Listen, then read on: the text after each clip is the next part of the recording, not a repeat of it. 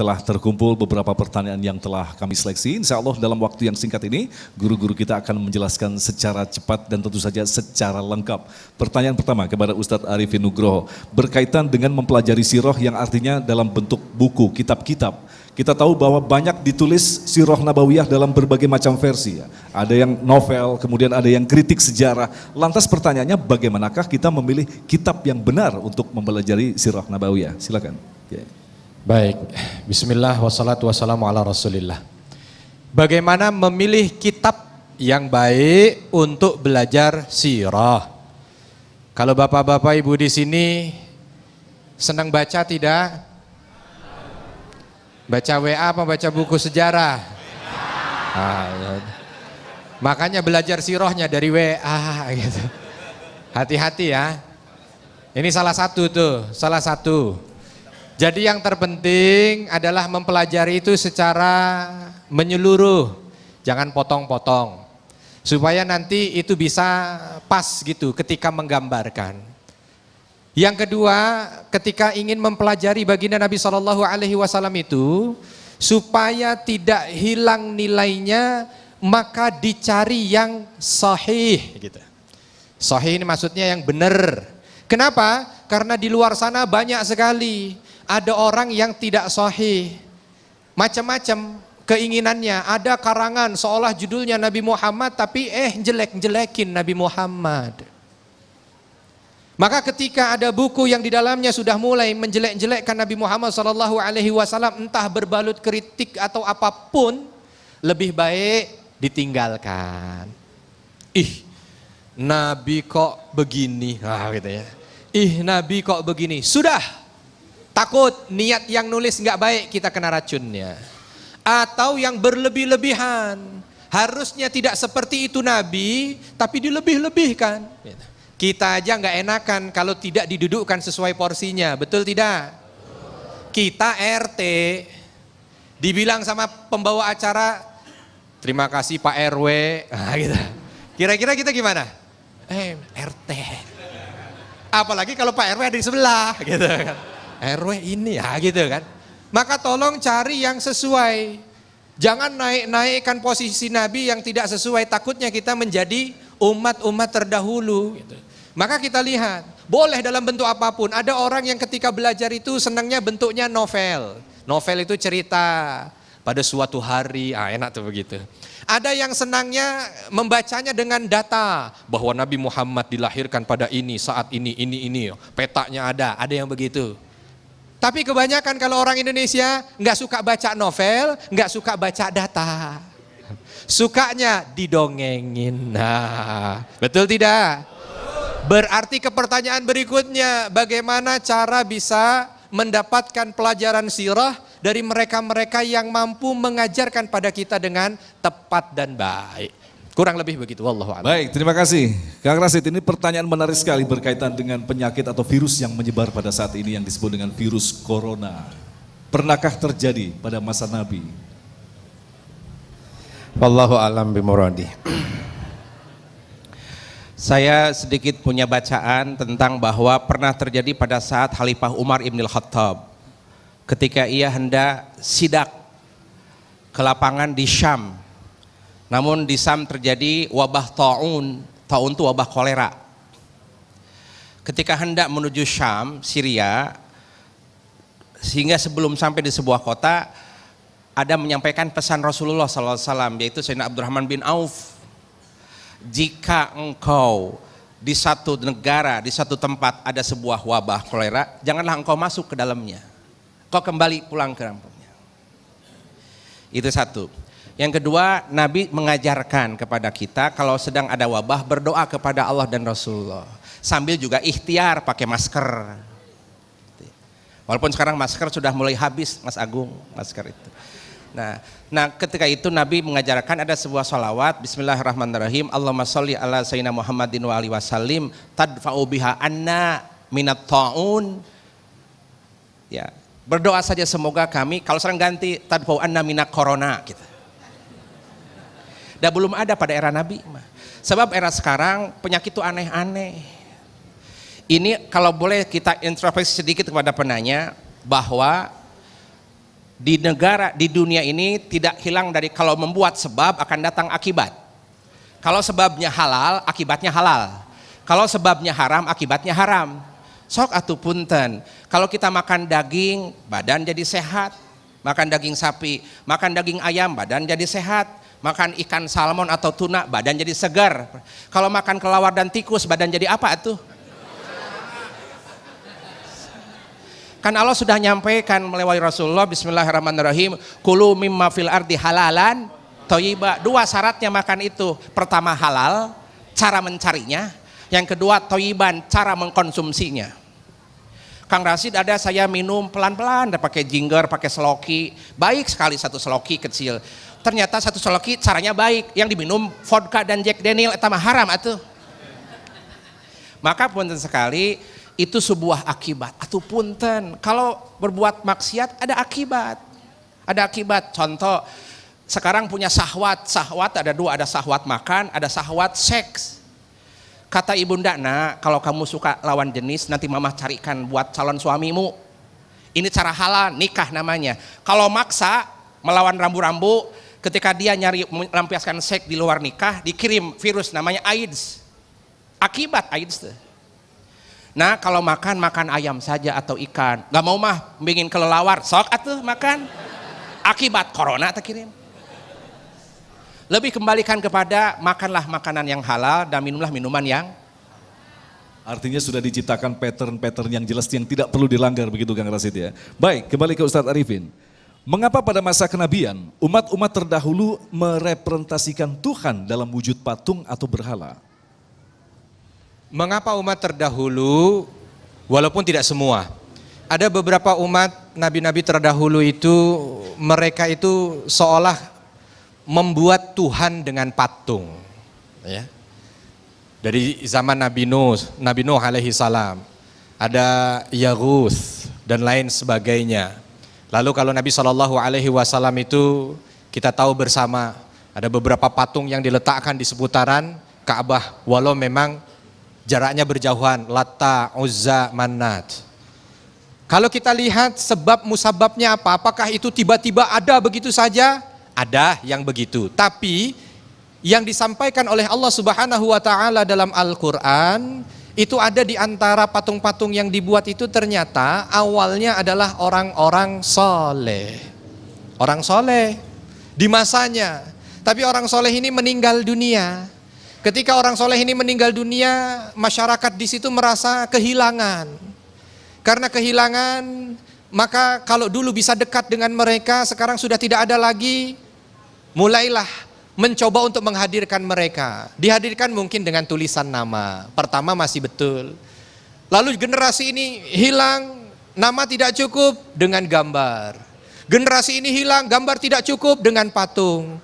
Lama-lama karena ilmunya itu hilang sedikit demi sedikit, generasi yang sudah berikut-berikutnya itu menganggap bahwa inilah dulu yang disembah oleh para pendahulu. Maka itu mereka sembah. Itu yang mereka jadikan berhala. Maka kenapa Nabi SAW melarang untuk menjadikan Nabi itu bahagian daripada patung. Dilarang bagi kita untuk menggambar Nabi. Supaya apa? Tidak jatuh pada posisi itu. Bayangkan kalau misalkan di rumah kita ada patungnya Nabi Muhammad SAW. Gimana Pak? Mau lewat depan rumah, nggak enak. Gitu ya. Itu tadi. Maka rambunya dijaga. Awalnya begitu. Luar biasanya syaitan membisikkan pada telinga-telinga kita. Nah ini salah satu pentingnya mempelajari sejarah. Dari sejarah kita tahu sehingga kita dipagari. Walaupun ada yang lain. Contoh misalkan ya, mereka-mereka yang di zaman Nabi Ibrahim alaihi salam ketika berada di Haran. Itu umat di sana nyembahnya bintang. Tidak bikin patung bintang tapi bintang mereka sembah. Ketika beliau ada di Ur, bapaknya Azar. Nabi Ibrahim alaihissalam punya bapak bikin patung. Bahkan kadang-kadang ada yang disesuaikan dengan pekerjaannya. Makanya Umar bin Khattab pernah tertawa ketika di hadapan Masjid Nabawi. Ditanya oleh para sahabatnya, kenapa engkau wahai Umar tertawa? Mengingat masa jahiliyahku dulu. Kenapa? Karena dulu di masa jahiliyah aku bikin patung dari roti. Dari roti dibikin patung. Begitu paceklik Mekah, lapar. Lapar banget yang malam nggak bisa tidur. Dipanggil istrinya. Lapar nggak? Lapar. Mau makan? Mau. Dari mana? Shh, matiin lampu. Matiin lampu. Ini ada roti di depan. Blok, blok, blok, blok, blok. Begitu selesai dihidupkan lampu lagi dengan api, kaget istrinya. Oh, Tuhan kita makan. Nggak apa-apa, tadi udah izin. Nanti kalau ada lagi, kita buat lagi. Coba bayangkan. Ini luar biasanya gitu ya. Dan itu membuat Umar bin Khattab ketika paham tentang hidayah, tersadarkan.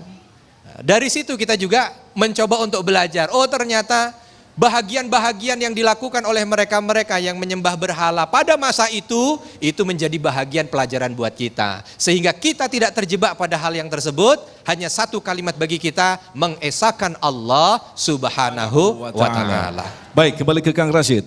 Bagaimanakah meneladani suri tauladan Nabi untuk menyikapi perbedaan yang seperti yang kita saksikan saat ini berujung pada pertikaian? Silakan Kang Rashid. Bismillahirrahmanirrahim. Mas Agung, tentang menyikapi perbedaan ini perlu kearifan yang tingkat tinggi dan perlu ketauhidan yang tingkat tinggi. Maka Nabi, bagaimana beliau mensyiarkan Al-Quran ke hati orang yang beriman, itu pakai cinta. Punten sekali. Ketika musuh Nabi di kota Mekah namanya Walid bin Mughirah. Beliau punya anak namanya Khalid bin Walid.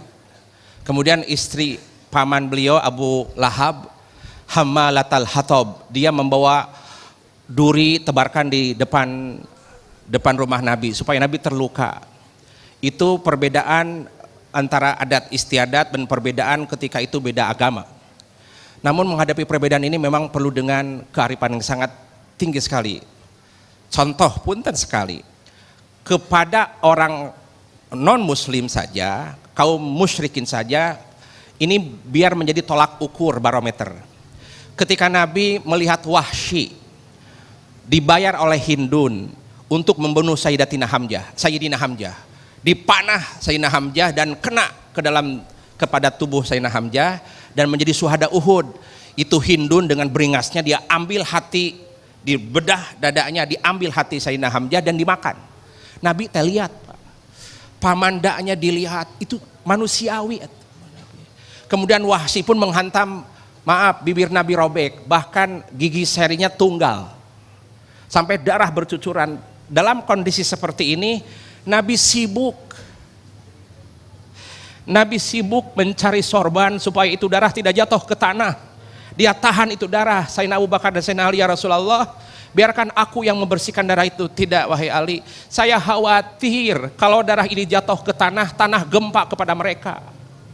Dia tahan.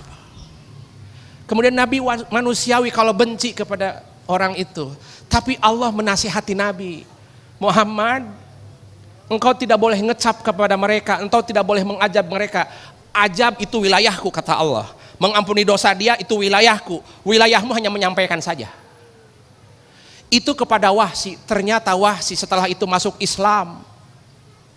Abu Sufyan masuk Islam. Hatta Abu Lahab, sampai diabadikan dalam Al-Quran, dalam surat Al-Lahab, punya anak seorang muslimah solehah namanya Dzurrah. Abu Lahab yang benci kepada Nabi, bahkan diabadikan di dalam Al-Quran, punya anak namanya Dzurrah, muslimah yang taat. Itu kepada yang asing, apalagi sesama saudara tuh. Sabar. Maka sirah nabawiyah itu jadi panutan bagaimana dakwah. Maka kalau tidak punya tauhid, semangat dakwah itu jadi berantakan. Harus pakai tauhid. Maka Nabi kasih tanda kepada kita, ud'u ila rabbika bil hikmah wal mau'idotil hasanah. Dahulukan dulu dengan hikmah, dengan cinta, kemudian dengan tausiah. Kalau tidak bisa, wajadilhum billati hiya ahsan, debat. Tapi itu nomor terakhir. Jangan mendahulukan debat.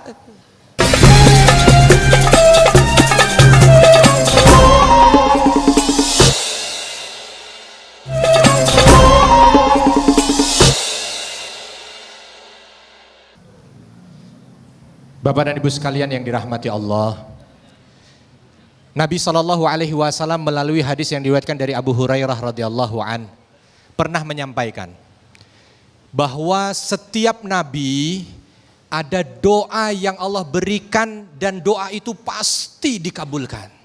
Dan Nabi mengatakan, aku menyimpan momen doa dikabulkan ini nanti di akhirat untuk umatku.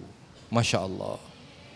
Nabi SAW bisa menyampaikan doa itu untuk dirinya ketika beliau ada di dunia. Beliau bisa menyampaikan doa itu kepada Allah untuk keluarganya agar hajatnya dipenuhi ketika beliau di dunia.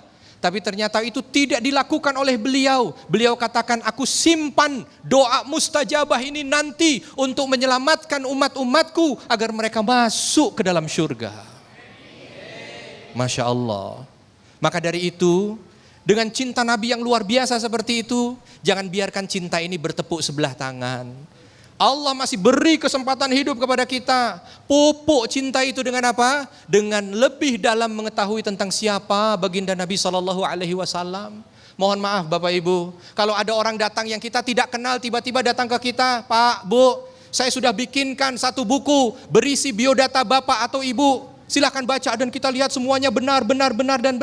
Ya Allah, alangkah bahagianya kita dan senangnya kita dengan orang itu. Padahal kita tidak kenal dengan dia. Lalu bagaimana ketika nanti di Haud, di Al-Kautsar, di telaga Nabi SAW, ketika kita datang kepada Nabi, ya Rasulullah, aku umatmu yang mencintaimu ya Rasulullah.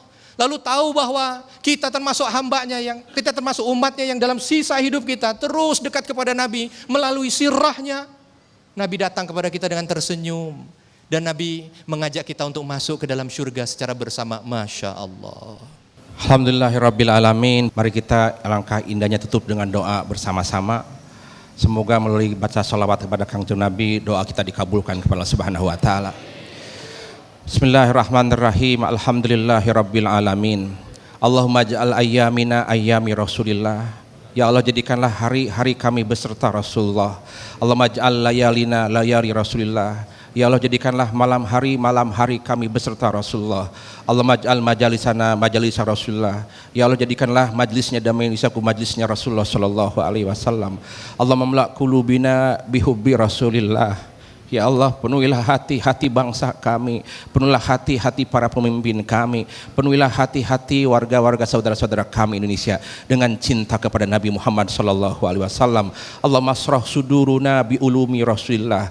Ya Allah, lapangkanlah dada kami, lapangkanlah jiwa kami dengan ilmunya Rasulullah sallallahu alaihi wasallam. Allahumma altik alsinatana bi salati al Nabi Muhammad sallallahu alaihi wasallam. Ya Allah, biasakanlah lidah ini mengucapkan salawat kepada Kangjeng Nabi Muhammad sallallahu alaihi wasallam. Allahumma sholli ala sayyidina Muhammadin wa alihi wasallam. Rabbana la tuzigh qulubana ba'da id hadaitana. Ya Allah, jangan engkau ragukan hati ini yang telah mendapatkan siraman cintanya kepada Rasulullah ini. Jangan engkau ragukan kami Muhammad sallallahu alaihi wasallam. Rabbana atina fid dunya hasanah wa fil akhirati hasanah wa qina adzabannar. Subhana rabbika rabbil izzati amma yasifun wa ufawwidu amri. Titip ya Allah negeri ini, negara Kesatuan Republik Indonesia, untuk mencintai Rasulullah sallallahu alaihi wasallam. Subhana rabbika rabbil izzati amma yasifun wa salamun alal mursalin walhamdulillahi rabbil alamin. Wa bisirril Fatihah.